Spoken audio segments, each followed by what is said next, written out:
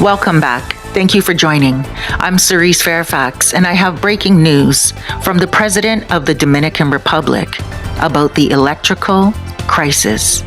He has declared a state of emergency.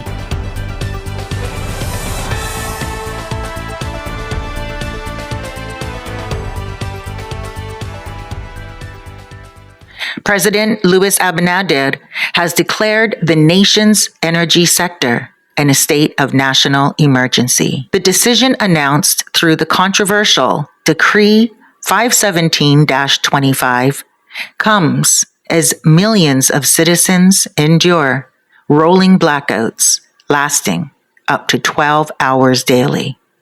This emergency measure promises quick relief by cutting bureaucratic red tape. But critics warn it could open floodgates to corruption and mismanagement. Right now, we will examine what this decree means, why it's sparking fierce debate, and what lies ahead for the Dominican people, tourists, and expats. Picture this. It's 7 p.m. in Santo Domingo, the capital of the Dominican Republic. Families gather for dinner by candlelight, not by choice, but because the power went out hours ago. In Santiago, a small business owner watches helplessly as his refrigerated goods spoil. In rural communities across the nation, students strain to read textbooks in the fading daylight, knowing their homework must wait another day. This isn't a scene from decades past. This is the Dominican Republic today. For months, Dominicans have endured one of the most severe energy crises in recent memory. The blackouts aren't new. They've plagued the country for decades. But this latest wave has pushed citizens past their breaking point. A shop owner, Maria Santos, she says, "Every day without power costs me hundreds of dollars. My family depends on this store. But how can I run a business when the lights go out for half the day? We're desperate." Ladies and gentlemen, energy analysts point to a perfect storm. They say it is aging infrastructure, skyrocketing fuel costs, and chronic mismanagement at the state-run distribution companies known as EDES. During this broadcast, we'll call them ADES. The system simply cannot meet the growing demand. Now, let's enter President Abinader's solution. Decree 517-25. This emergency measure grants ADES unprecedented authority to bypass traditional government spending rules. No competitive bidding. No lengthy procurement processes. Direct purchases and contracts are effective immediately. The goal? To speed up repairs and stabilize the power grid before public patience runs out entirely. On paper, it sounds like decisive leadership and crisis management. But scratch beneath the surface, and you'll find a nation deeply divided over this approach. Opposition leaders are crying foul. They see this decree not as emergency relief, but as a blank check for corruption. Words that resonate in a country where government contracts have historically been synonymous with scandal. And if you know, you know. Dr. Carmen Rodriguez, anti-corruption advocate, says, history teaches us what happens when oversight disappears. Costs inflate, questionable deals emerge, and the taxpayers foot the bill. This decree removes the safeguards that protect public funds. And yes, many people do agree.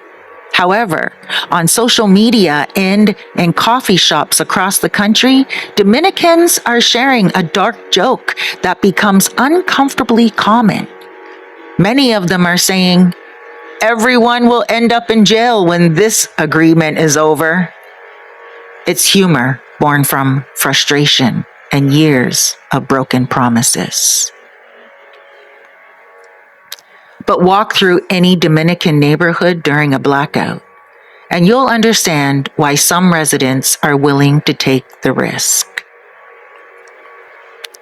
There's a father named Pedro Martinez, a father of 3, and he said, "My children can't sleep without a fan in this heat. They can't do homework without light.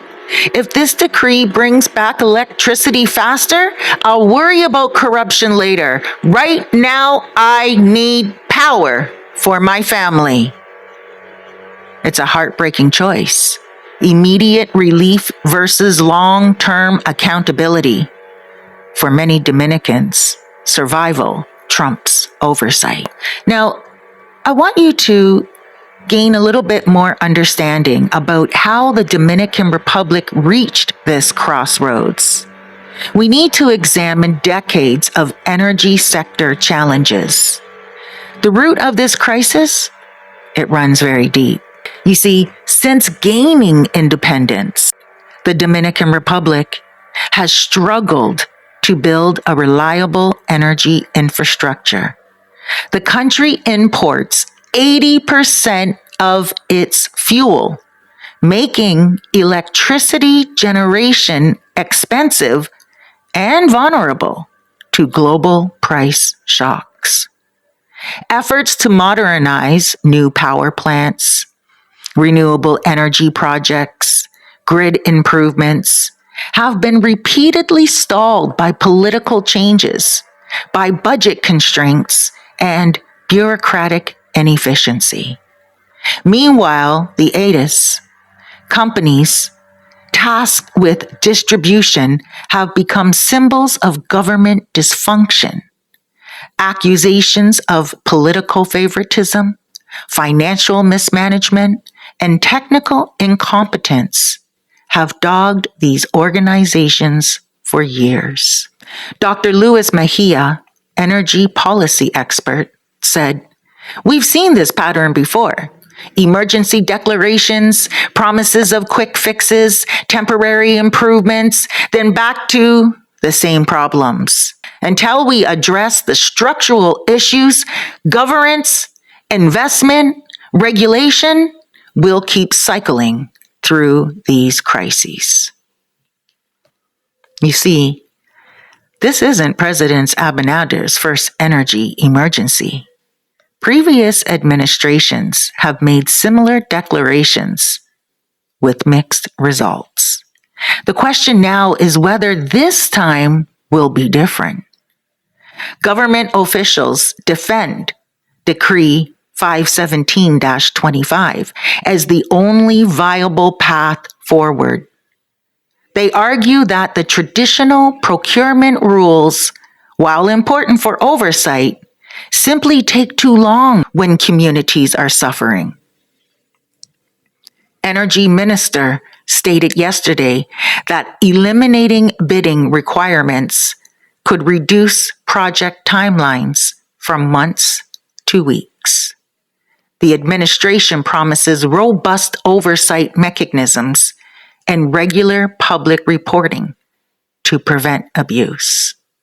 However, details about these safeguards remain vague. Transparency advocates note that promises of oversight ring hollow without specific mechanisms and independent monitoring. A government spokesman says, "We understand the concerns about transparency, but we cannot let perfect be the enemy of good? Every day of delay means more families are suffering in the dark. This decree provides the tools we need to act swiftly while maintaining appropriate oversight. And there could be some truth in that. The coming weeks will test these promises. Early contracts under the decree are expected to focus on emergency repairs to critical infrastructure and fuel procurement to keep existing plants operating. But energy experts warn that throwing money at symptoms won't solve underlying problems. The Dominican Republic needs comprehensive sector reform, not just emergency patches. Beyond the technical challenges lies a deeper political calculation. With elections always on the horizon in Dominican politics, how President Abinader handles this crisis could define his legacy. Public opinion polls show declining confidence in the government's ability to solve the energy crisis. Citizens are growing tired of promises and emergency measures that seem to repeat every few years. For Abinader, success could cement his reputation as a decisive leader willing to take tough action. Failure, or worse, a corruption scandal, could damage public trust.